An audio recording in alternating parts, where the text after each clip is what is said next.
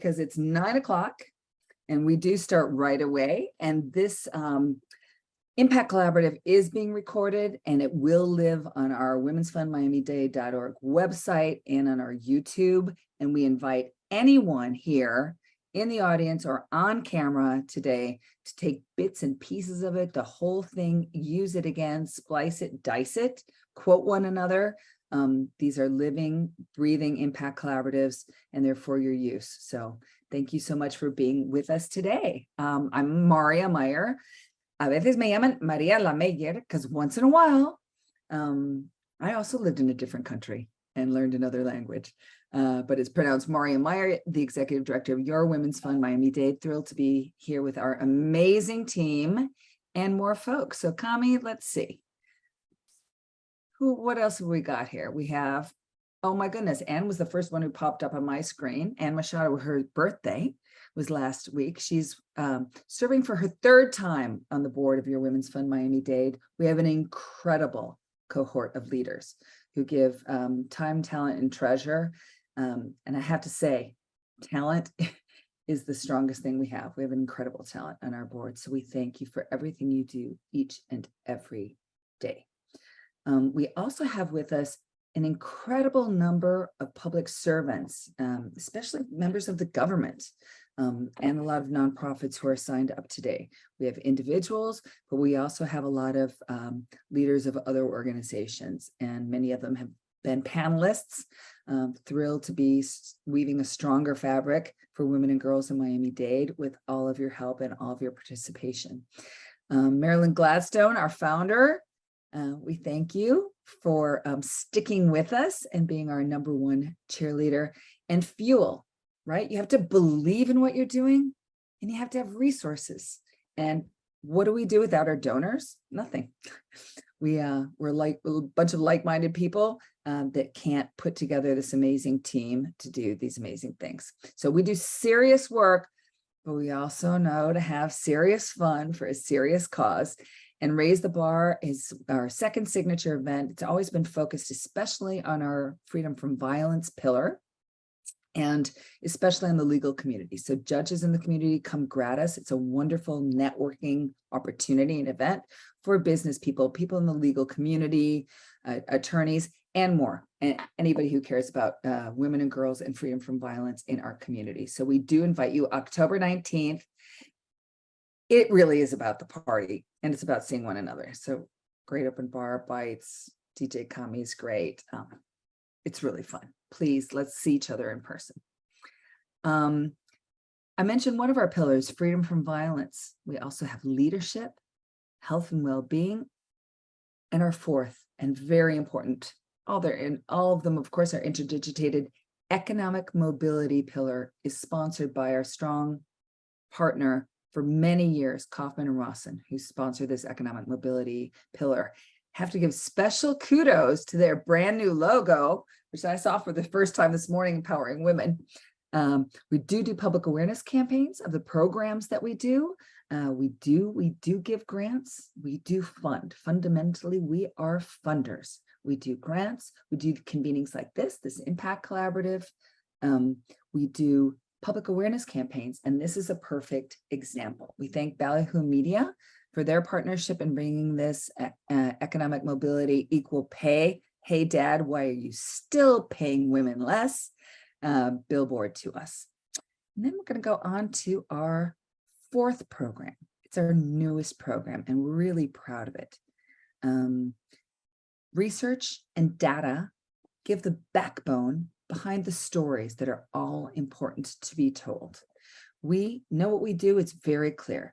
Without focusing a gender lens on Miami-Dade County, we are not able to identify gaps and needs that affect women and girls in our community. We do that day in and day out every day. Our gender equity dashboard really helps to do that.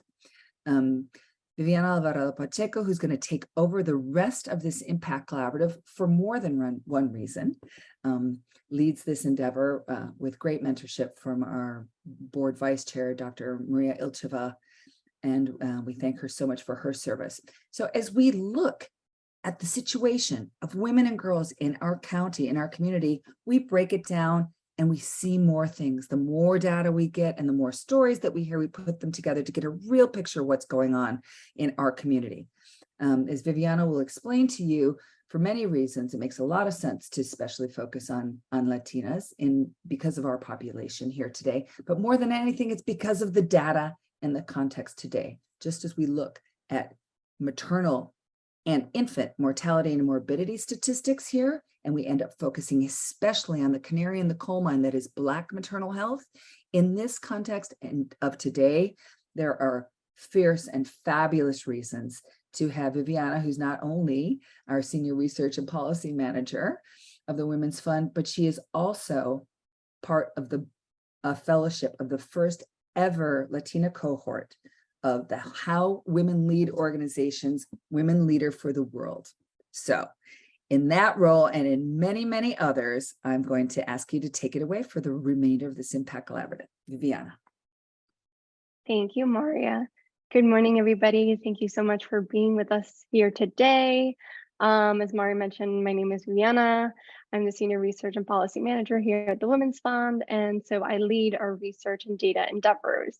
What you're seeing on screen is actually our gender equity dashboard, which highlights specific metrics relating to women and girls in Miami-Dade County.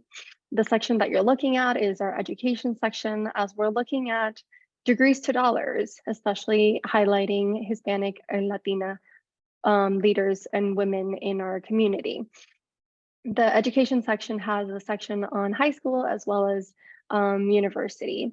And as we take a closer look, next slide, please. What you're seeing on your left side is bachelor's degrees or higher. I put a little legend at the bottom, which explains what the colored lines are. At the top, you'll see how men and women, white men and white women, non-Hispanic, lead in this. But coming up next is actually Latinas. That are the second highest rate of bachelor's degree or higher educational attainment at 30.8. And you can take a closer look at that on the right side, which highlights only the females. This is particularly important because, as some of you know, Miami-Dade County is 70% Hispanic or Latino. So the fact that we're second, Latinas are second highest. I'm Latina, if I should mention that. I'm from Puerto Rico, so I'm very proud Latina. And the fact that we're second, and yet there's such a huge disparities in not only our education, but as well as the pay that we receive. It's important for us to talk about it, and that is why we are having this topic today. Now I'm going to be highlighting our new project, which is the Gender Equity Index, where we go more in depth into the different metrics and what it means for Miami-Dade County and reaching gender equity. So we're really putting on those gender lens and making sure that we analyze and we look at the real situation and how far we are from reaching that gender equity. If you'd like to find out more, please scan the QR code to sign up to be the first to know about more information about it. We just released our explainer paper, which highlights why we're doing this work, why it's important, as well as what is an index, right? So we go more in depth and into all of that so you get a whole context.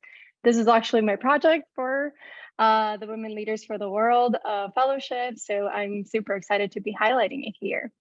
And speaking of my fellowship with the Women Leaders for the World, I'm so happy to throw this to our keynote, who is actually a colleague, a fellow with me in this fellowship program, Marilyn Alverio. Marilyn, please welcome, introduce yourself, and we're super excited to have you with us.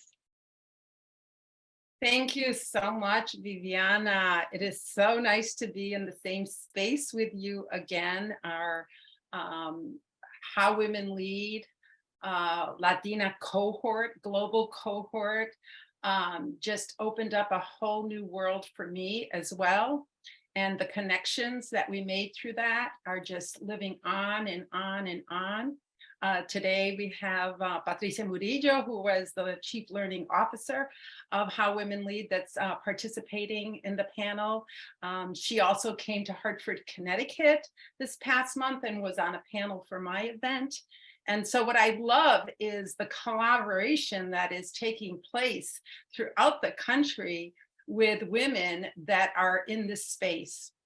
And so to be in this space with everybody today is just an honor and a gift. You know, I was thinking about when you asked me to be the keynote to talk about this topic of education and its correlation to the economic impact. I had to really think about my own why. And I wanted to start off with that because my why has more to do with my own trajectory, because I wasn't supposed to be sitting here today. I wasn't supposed to be in this room with these phenomenal women talking as a keynote on a topic that I ended up being my purpose in life. This is the space that I work in. As a woman, as a Latina, as an abuela, as a comadre, I am part of a sisterhood that is absolutely incredible. So I am the CEO and founder of Latinas and Power. We're headquartered in Connecticut. It's an organization that I started 20 years ago with the purpose of inspiring, motivating, encouraging, and providing tools and resources that will enable Latinas to become influential leaders and advocates, and to have that voice in our community.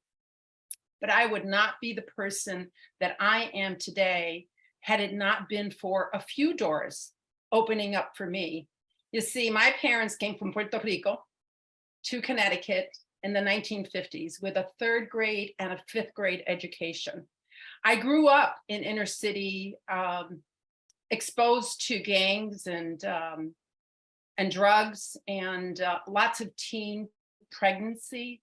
And for my parents, for them, their goal was just for their kids to graduate from high school. Just finish high school, mija. Termina la educación es lo más importante. And for them, it was finishing high school. But because of their lack of experience with anything to do with the education system, they had never stepped a foot in any of the schools that I ever remember. They didn't have teacher conferences. I don't remember anything like that. So it was very easy for me to be a very poor student. And that's why I say it's my trajectory and the zip code that I came from was not for me to be where I am here in life today. So they were factory workers and, you know, very humble people. So I ended up in high school at the bottom quarter of my class. And I remember the experience, the journey. When I was in 2nd grade, there was a teacher, I still remember her name. Her name was Mrs. McHale. And she had me stand up in class and ask me a question. And I made up the answer because I didn't study. And she said, "Marilyn, you're stupid. You're just plain stupid." And I internalized that. And I just really believed that I was stupid, so why even try? I got to the 9th grade and it happened again. My counselor said to me, you know, Marilyn, you're just not smart enough. And so what you're going to do is when you graduate from high school, you're going to become either a bookkeeper or a secretary. Or you can work in a bank. And so that was my aspirations. And I said to myself, I accepted that. Fortunately for me, what changed the trajectory is that a door opened up. Affirmative action took place. And I was selected as 2 Puerto Rican students from my school to participate in a remedial summer program at the University of Connecticut, the top school here in Connecticut. And so I was selected, and I believe that I got in because of my ability to talk. The gift to gab is what they called it at the time. But I got in through the remedial program, and in that September, I was accepted as a regular student, and I got on the dean's list. And they scratched their heads and said, how does a kid from inner city, bottom quarter of our class, get to a school like UConn and make it to the dean's list. And so the whole idea of what the Supreme Court did last week of dismantling affirmative action is really some of the difficult challenges that we are facing today, because there's a lot of other Marylands that are left back there that are waiting. And I learned early on from my mom que siempre se le tiene que dar la mano a la otra.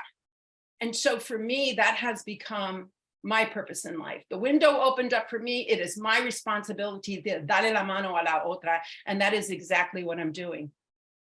Education is supposed to be the great equalizer. But unfortunately, we have barriers such as accessibility and affordability. So I believe that equity in education is about providing all students with an opportunity, especially those that come from marginalized backgrounds like myself. And that opportunity is slowly going away. Equity is not just a passing buzzword. Equity is about the important reasons why we need to do the work that we are doing. And so the correlation between education and economic mobility is key. There was a quote that I found the other day, came from the UN. It says, education is a powerful tool that impacts women's economic prospect and mobility. Educational opportunities and learning platforms is the strategy that has long been proven.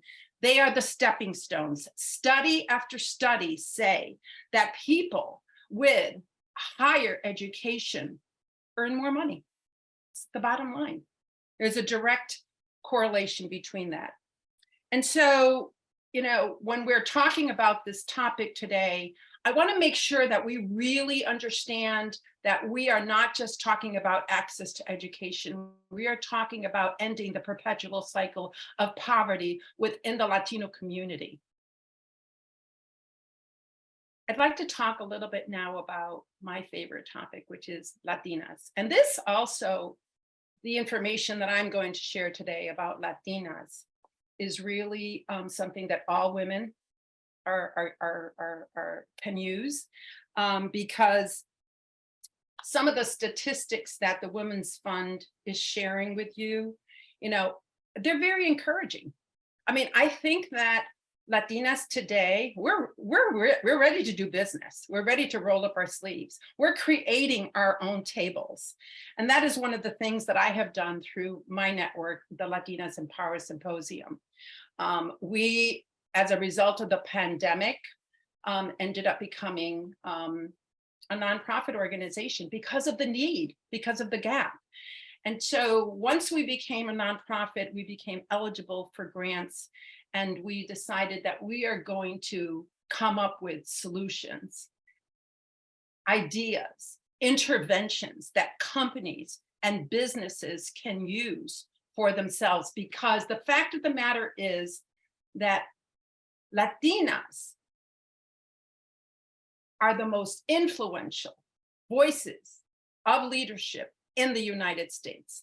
It's in our DNA to become effective leaders. We know what it means to face adversity, discrimination, racism, sexism, all of those things. Yet, we are so underrepresented as a result of leadership in this country. Less than 2% in the C-suite, less than 2% on boards and executive levels throughout the country, less than 4% in management role. Yet, Latinas are the largest working group behind white women, representing 18% of the workforce in this country. Yet we're missing in leadership roles, and that is where the decisions are made.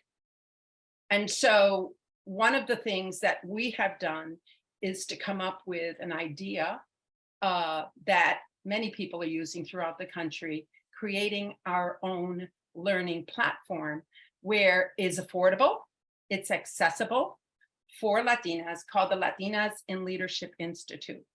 And the Latinas in Leadership Institute came about because I realized my own experience when I was working in the corporate arena, where I had reached the director level role in a Fortune 500 company, and I kept getting overlooked for that VP role that I was looking for, and I couldn't figure out why. And when they gave me that 360 assessment tool that is supposed to help you identify your skills, it actually looked at the skills that I had never been exposed to. And I'd never had any trusted champions that I could look around and say, you know, what do I do about this? You know, I stand on the shoulders of many Latinas throughout history that have been making a difference. Here in Connecticut, we had a woman by the name of Maria Sanchez. Y Maria Sanchez era de Comerío, and she used to go to the state capitol in her bata. Everybody know what a bata is, right? It's like a house coat, demanding for the rights of the Puerto Rican community of Connecticut. And there was other women that I looked up to that made change happen. And so I believe that it is our responsibilities as Latinas that have had a leg up, that have had an opportunity to come to the table and to come up with new strategies and ideas that will help us make that connection to increase our economic status in the United States. Our leadership program is scheduled to launch this fall. In fact, we ran a study last year called the Latina Pathway to Excellence in a Post-Pandemic World. It can be downloaded for free from our website, latinasandpower.com, or from the Institute website, latinasinleadershipinstitute.com. And what we did with that research and that information is that we infused our curriculum, the curriculum that we are going to be using this fall for 16 Latina cohorts to go through the program. We'll be focusing on growth mindset, authenticity, emotional intelligence, and most importantly, civic engagement.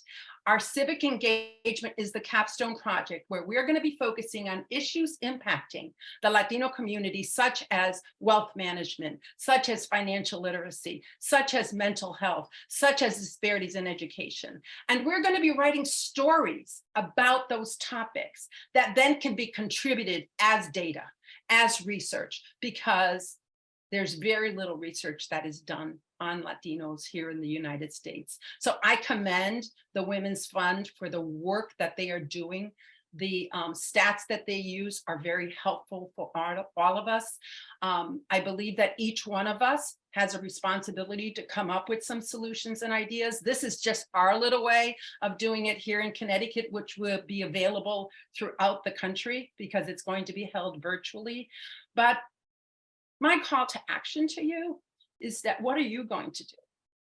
What can you take from what you have learned, your skills, your abilities, to contribute to this conversation, to contribute to the challenges that we are facing, to address the issues that we're facing today? In fact, I just read yesterday that not only did the Supreme Court dismantle affirmative action, but now there are states like Missouri that are making it a requirement that race-based financial education will no longer be available in that state. And that is going to catch like wildfire. We know that. So we've got a lot of work to do. Thank you, everyone, for inviting me here today. And I look forward to today's panel. Marilyn, thank you so much. That was amazing. I mean, wow. Thank you for sharing such a personal story and for really grounding us in what we're going to be talking about today. We will be conducting 3 polls throughout the webinar today. So please make sure to fill those out. They're super important to us. They fuel our data also. So please make sure to fill them out. We will also be having a Q&A section afterwards. If you have a question, make sure to drop it in the chat or use the Zoom Q&A tool. And then at the end, we will be sending out an exit survey. So please be on the lookout for it. It also helps us out and it makes us improve on these webinars. And now we will be starting with our amazing panel. So now in 2 minutes or less, I'm going to ask each of you to please introduce yourself in the context of today's conversation. And please take it away, Patricia.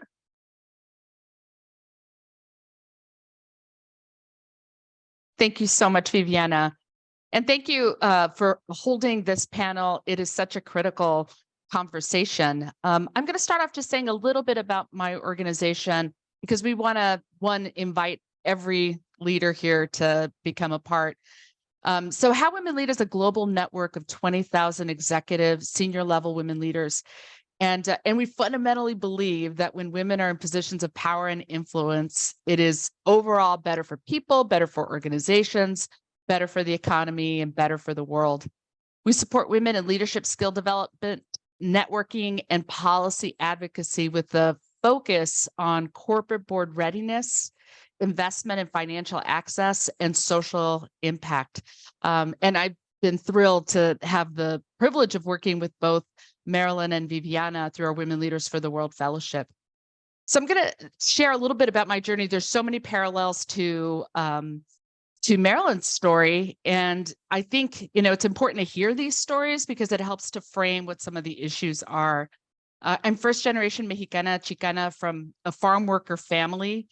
And I grew up on both sides of the border in central coast of California and southern central Mexico. And my parents also had limited access to education, second and third grade. And, I grew up picking zucchini, cherry tomatoes, and raspberries. And my parents really couldn't help me navigate the school system, but they gave me huge tools to navigate life in this country. I learned to work really hard. And my mother, who I think is brilliant, gave me her love of books. We spent a lot of time in the library as I was growing up. I was able to get a full ride to Vassar College, and we can talk a lot about what it means to be in some, the scholarship kid, but I was incredibly fortunate to have that door open to me, also in part by the grace of affirmative action. And then I got my master's in social welfare from UC Berkeley. Even with those assets, there were so many barriers as I made my way professionally.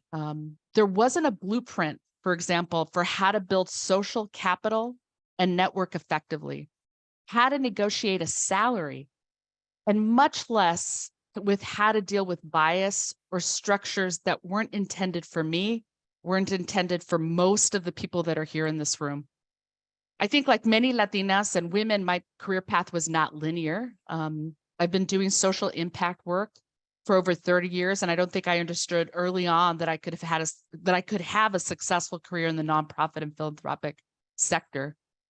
And even in those sectors, we want to remind that Latinas are woefully underrepresented in executive level positions. Latinos make up less than 2% of executive leadership in philanthropy. And overall, we receive 1.3% of philanthropic dollars granted annually in the United States. So, when we think about what is going on here, when you consider the larger statistics, we know that 20% of the total US population in the US is Latino, and 30 million of that is Latinas. By sheer numbers, we are a labor force that is a major driver for the US economy. We're demographically younger, and our consumer purchasing power, I didn't realize this until recently, we're almost at 2 trillion. We're at $1.8 trillion. So I just want to say that this conversation we're having today to raise up pay equity is so important for many reasons. Too often, Latinas face erasure from public narratives. Having data and dialogue on solutions to address barriers towards equity is foundational for change.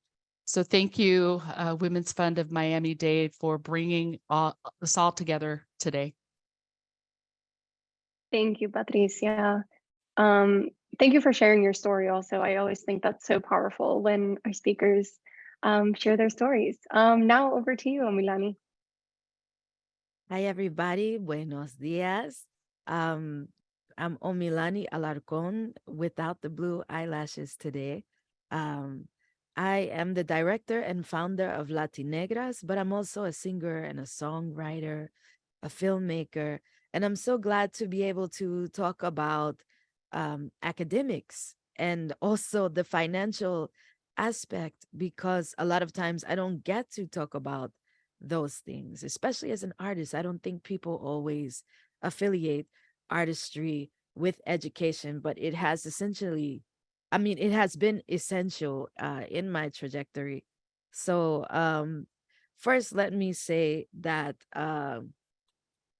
it's interesting hearing the way the other people are describing, different things. As I look at those statistics that were up earlier, one of the things that I could not take my eye off of was the line where it mentioned like Black women and Black men, because it's important to um, make note of the fact that Latinegras means Afro-Latina. And so I always try to bring up the representation of Afro-Latinos. Sometimes we don't see us represented enough.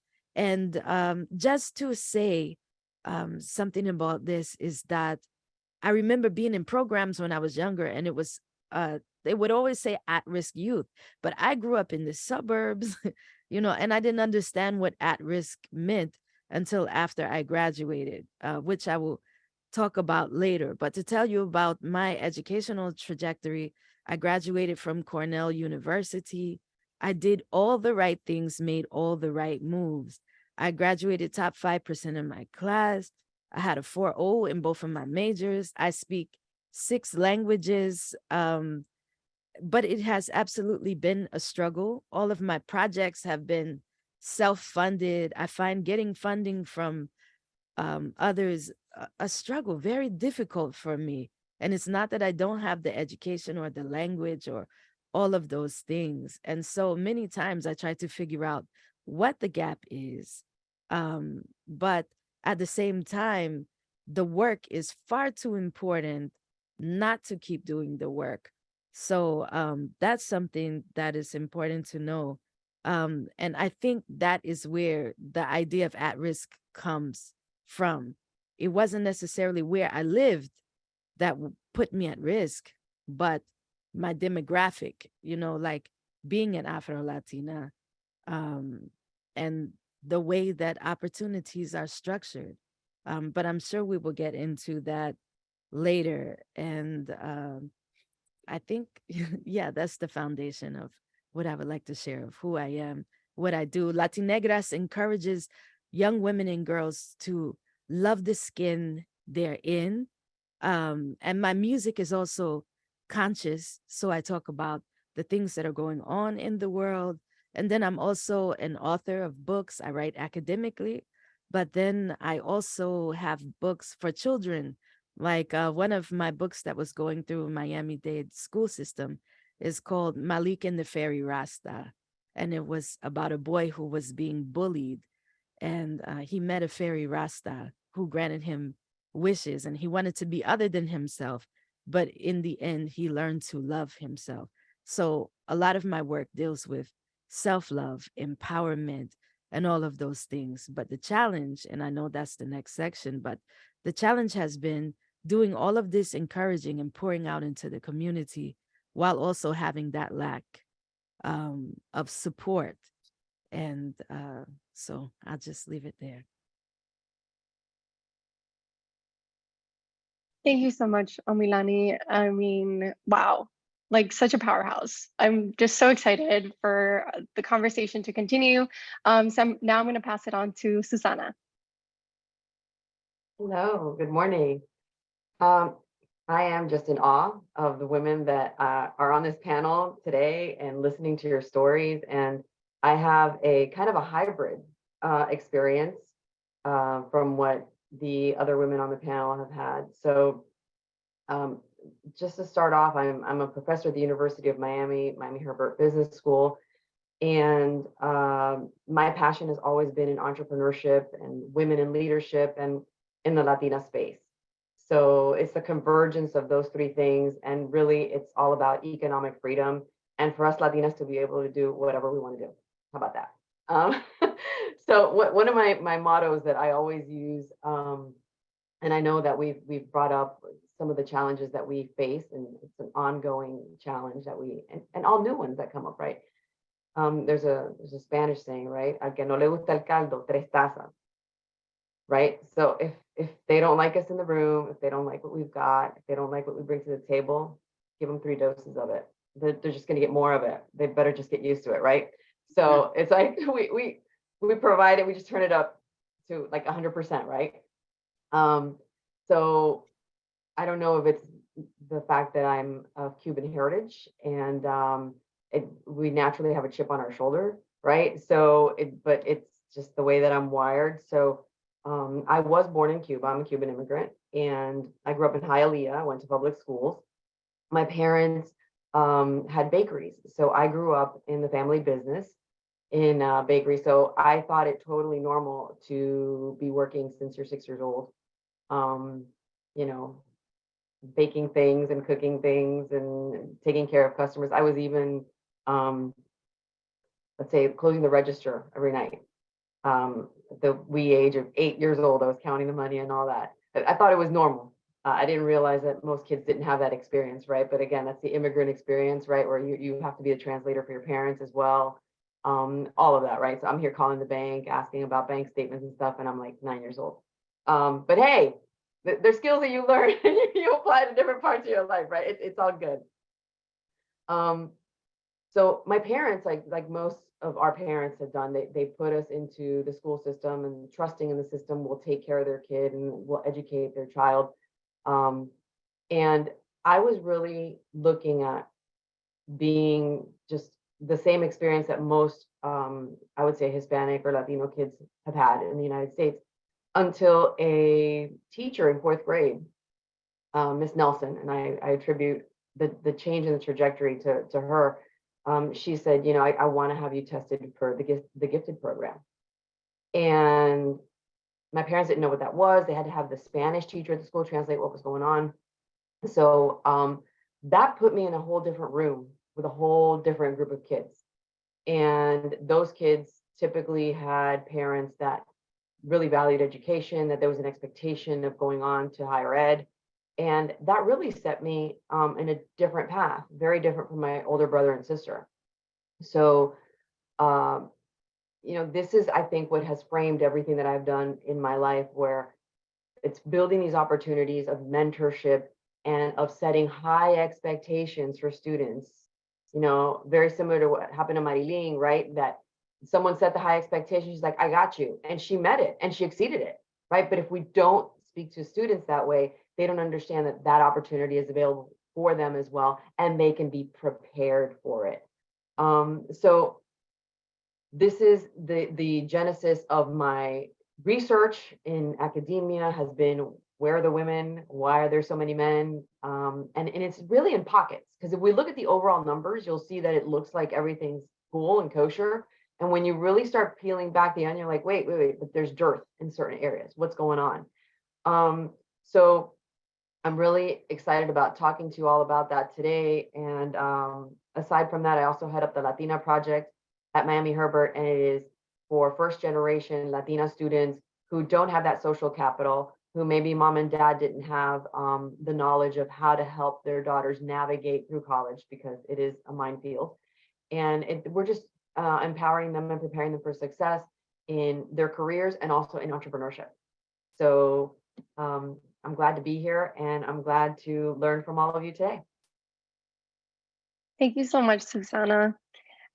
So now we're really gonna go into the nitty-gritty of what we should be knowing about this. What are the issues? What are the barriers? I think I heard a lot about, I heard a lot of similar stories in all of you. And I really want to know also about, like, let's talk about cultural context. I think that's really important as we talk specifically about Latinas. So let's get to it. Patricia, why don't you go ahead and start us off? Thanks, Viviana. Let me see. I think the issues that we're hearing right now, just from the introductions, I just want to name like 3 main issues that I see. One, you know, fundamentally there's bias and systemic exclusion in our structures, right? And oftentimes we don't recognize the bias that's coming at us. We don't recognize that folks may be talking a language that we don't understand. And so those things are really critical to wrap our arms around.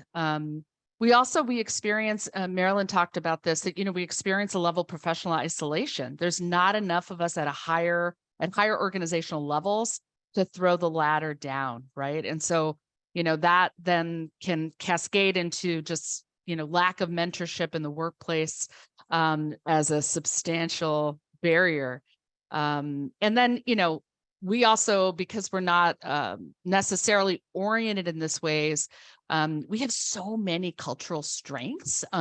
There's all this research, for example, on networking, that we are natural connectors, like the statistics of how folks connect, how Latinas connect with one another.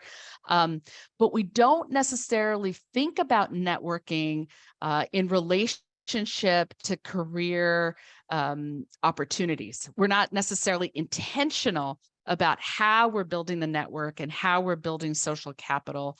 And so that's another, I think, area of focus, but we have those strengths within us. And so I think, some of the solutions that I think are critical.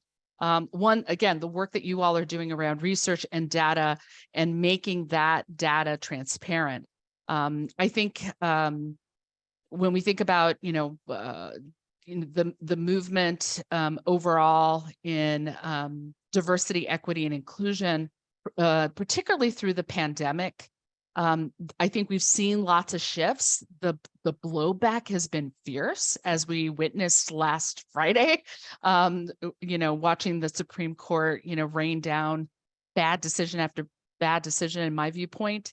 But I think there's been a move in the culture, in our dominant narratives here in the United States, where, there is more of a call around transparency of DEI commitments. And, we need to hold companies and we need to hold our policymakers to account around those things, right?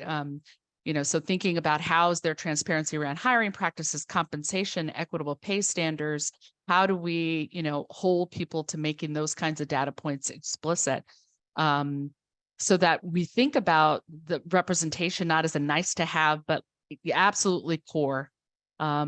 And we've seen it work, here in California, which is where I'm based. We just July 1st saw some significant wage increase in municipalities. West Hollywood, for example, is leading right now with $19.08 per hour as a minimum wage. Now, the state also increased wages, but you're seeing municipalities, so very hyper-localized movements, right, to address what's the bottom line for pay, and we need more of it. We, absolutely, we know that there was a disproportionate impact from the pandemic on women, particularly on Latinas. It increased caretaking responsibilities while limiting opportunities to work. There was a UCLA study in 2022 that named that Latinas were the most likely of any other workforce group during the pandemic to leave. To leave the labor force during that period of time. And even 3 years later, we have not gone back to pre-COVID participation. So those are some things I think, we need to really look at. How do we pull policymakers, foundations, nonprofits? How do we pull the corporate sector? How do we pull people together to really move, kind of the needle forward in whatever ways we can? The structural challenges are not insignificant. We're seeing them nationally over and over again. Here at How Women Lead, we do a lot of work on educating women around managing their assets. And, I had recently learned that currently only 1.4% of asset managers, so folks that are handling investments, are women and people of color. So the number was so small that they grouped us statistically together. That means 98.6% of those entrusted with our investments. And we have to think of ourselves all as, like, if you have a retirement account, if you have, 401k, IRA, whatever it is, 98.6 of those that are entrusted with our investments are white men. And there's absolute correlation around then who has access to that capital. Under 2%. I love what Omilani was sharing about, like, how do you then apply successfully for funding in that context? Folks are not recognizing our needs or issues, right? Under 2% of women receive investments. So, those are big structural challenges, but they have policy solutions. And we need to kind of look at how are we creating that momentum to get to those solutions. Absolutely. Thank you so much, Patricia. I want to just make note of time. Time is flying, and this is such a great conversation, but I want to make sure that we get to solutions. So Omilani, if you can keep it in under 2 minutes, that would be amazing. Over to you. I can do that. Okay, so just listening, right? Like in my case, people are like, wow, you can animate, you edit, you make your own music, you make your own, like I do a lot of things myself. But again, it has been entirely out of necessity. Now, going back to the academic side of things, like I said, I speak 6 languages. I got some of the best education in the world, not just Cornell. I had the opportunity to study at the University of Cambridge in the UK, all of those things. So when I graduated, I worked a couple of years as a French teacher. And then I moved to university. I won't mention which university, but I was the youngest professor in the department. And I was basically carrying the department on my shoulder and was trying to get on the tenure track. But again, gap, struggle. I mean, there are a lot of factors that factor in to these things, but I have had to do, like, people look at us like we're super women, but I don't always want to be superwoman. I don't always want to have to be the one who has to create something out of nothing, out of necessity. I'm glad that I have the mentality to keep going and to not let anything thrown at me be the barrier. But we have a new barrier now. I'm glad everybody is talking about affirmative action, because I still had a lot of red tape, even with affirmative action in place. It is a struggle. Like they say, the struggle is real. And, I hope one day that for this to be a story of triumph, and not just one that is struggle. But people don't hear about the struggle, and I don't have time to post about the struggle, and share that, because I would rather focus on the success and building and uplifting our community. But there are so many community builders whose backs are hurting, not just mine. I'm talking about, there are a lot of people who are doing the groundwork in the community and not really getting their flowers, not really getting the things that they need to be able to empower everybody, including ourselves, the best way possible. So I'll leave that with that. So powerful. Thank you so much, Omilani. Over to you, Sana. Well, in the interest of time, I'm going to fly through this. So I just wanted to share my my research that I've done. Go ahead. We're going to fly. We're going to fly. Everybody keep up.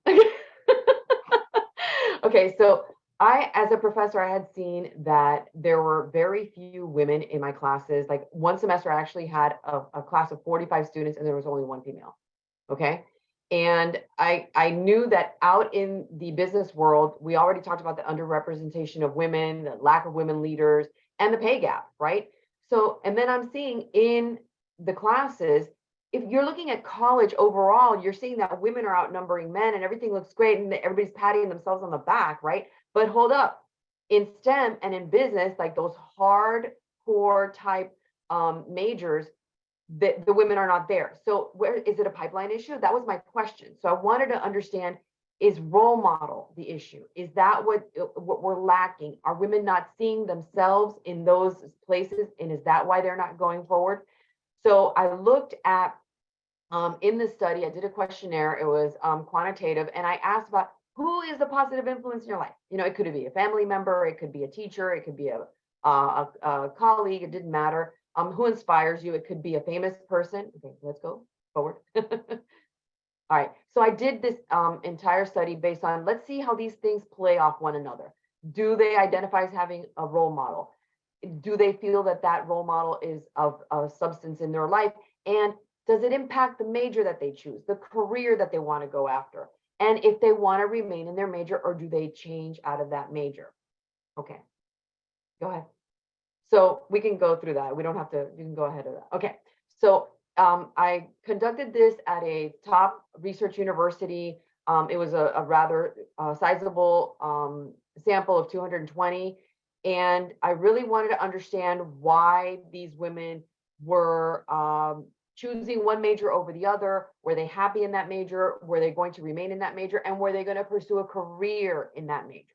And who was in the room with them throughout this whole process? So that was the basis of all these questions. All right, go ahead to the next one. Okay, so this is interesting what the findings came out. So, you know, it was, again, did they think that they had a role model throughout this? And the majority of them did.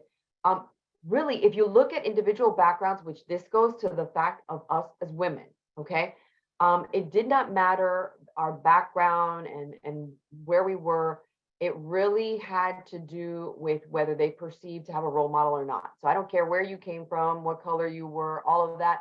The role model was the biggest thing, okay?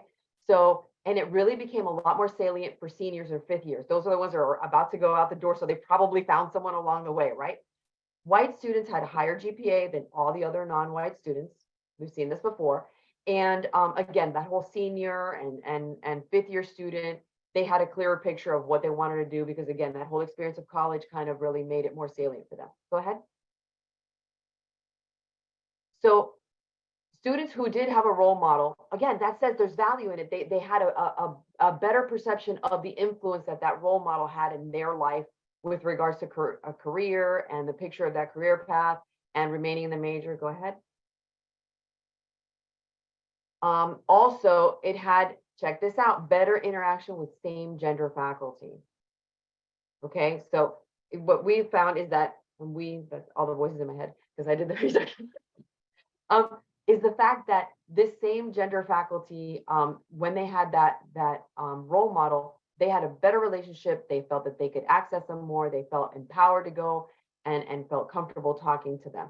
Same thing with that role model's influence. So if they felt that they were supported, here we go with that word support, they were most likely to stay in that major, no matter how hard that major could be. Okay, go ahead.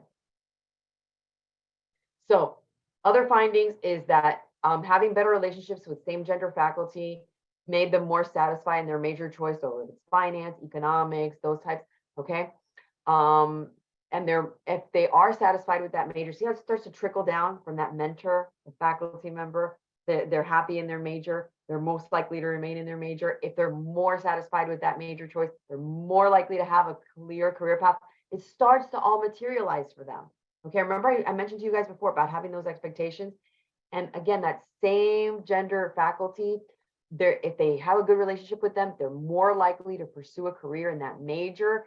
And if they're more satisfied with their major choice, they're more likely to pursue a career in that major. So again, when we have support throughout and we're validating these women's decisions, they tend to stay with it. Okay, go for it. Okay.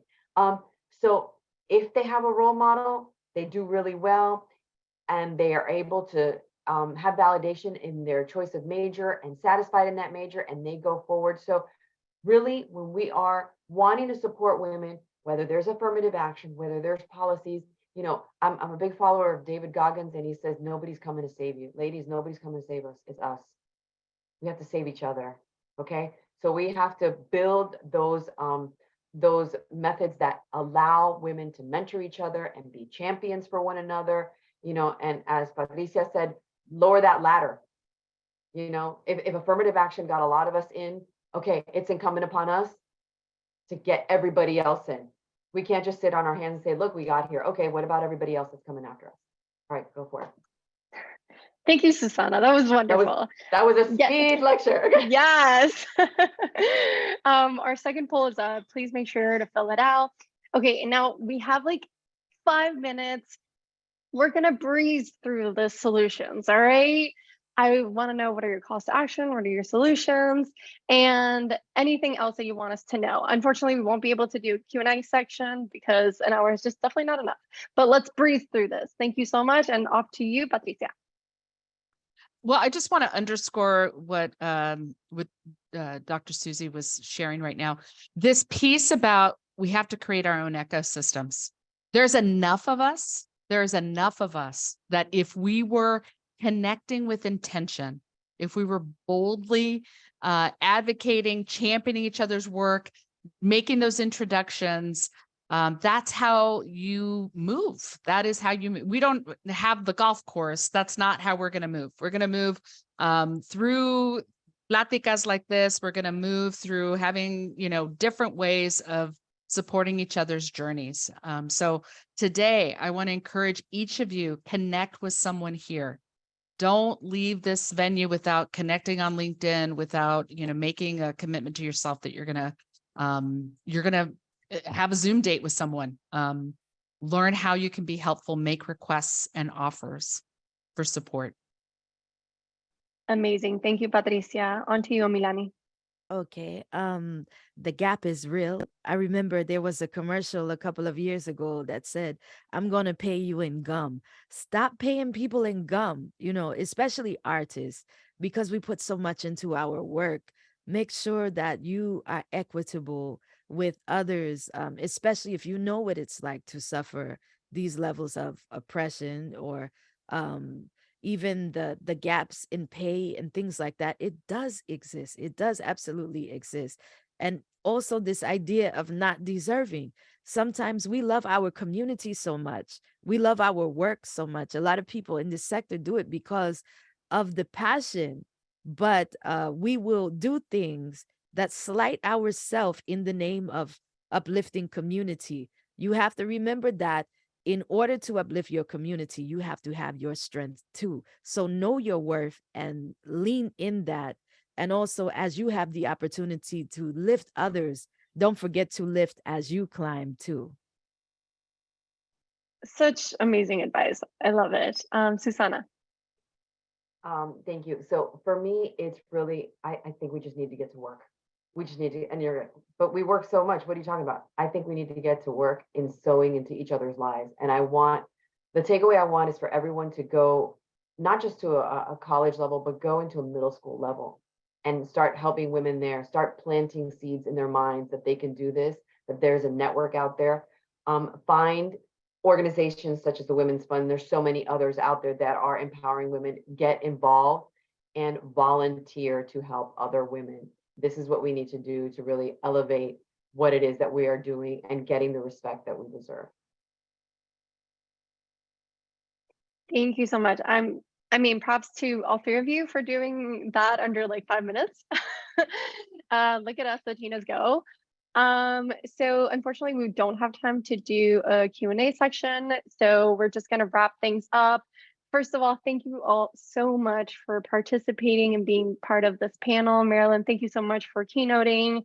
I hope all of our audience got so much away from this conversation. I know I definitely did. As a Latina, I feel just so empowered to be with all of you like-minded people that really want to leverage younger Latinas and just overall anybody who wants to be a leader in our society and really leverage our voices and promote us to places of power, right? We're building our own table. That's what it is. If you'd like to be more involved with the Women's Fund, please make sure to sign up to become a volunteer agent. We have different volunteer opportunities, so please scan the QR code and sign up. Then if you'd like to fuel our mission, we always need a little bit more fuel. Please support our Grand Mission. You can scan the QR code to donate and become a Grand Mission donor. And then last but not least, next month, we have a special Impact Collaborative going to be on Thursday, August 3rd. We're still working on it, so it's going to be a really good surprise for everybody. So please stay tuned for more information. If you don't follow us, if you don't receive our information, please make sure to sign up to receive our newsletter and our e-blast. And then I want to thank you all, everybody. It's 10 o'clock. Please fill out our exit survey. It's going to be sent to your inbox, but we did it. Thank you so much, panelists. I'm so happy that you were here with us. Thank you, everybody in the audience that was here with us today as well. It was amazing. Oh my gosh. I'm so happy. Congratulations, Viviana, Camila, That was Natasha, great. Libby, everybody. Brilliant, brilliant. Thank you all so much. This was fun. Thank you for making this happen, Viviana Yeah. and Myra. It's so great. Thanks for inviting me. Yeah, no, thank you all again so much. We did share your contact information, so maybe those who had questions along the way are able to reach out and connect, right? This is what this is about. We're all Absolutely. connecting. We need to help each other out for sure. Thank you, Well, everyone. I think we have to go wherever Omilani is going to be performing. No Right? Yes. kidding. Share more about that. You are always welcome. You know what's interesting? Most of my shows have been outside of Miami. I'm thankful to be on world tour now. And so, but if you have an event, let me know. I sing in English, Spanish, French, probably any language you might need. Oh, that's That's great. amazing. Oh, Melanie, will you Really drop cool. your contact information in the chat? Yes, I will. Yeah. And I sent you a message that I want to connect with you. I have an idea. I love it, Marilyn. Sounds Already great. happening. Camila, can you send us everybody's contact information so we can Yeah, connect I up? definitely can. Yeah, if you Oh, can do that'd be that in great. an email, that would be great, because then I can send you the screenshot of all of us too. I can just. Oh, attach- perfect. Yes, I'll send that over. Sweet. All right, Thank you take so care, much. everyone. Thank you, everyone. All right. Thank you Bye. so much, everybody. Thank you, everyone. Bye. Ew.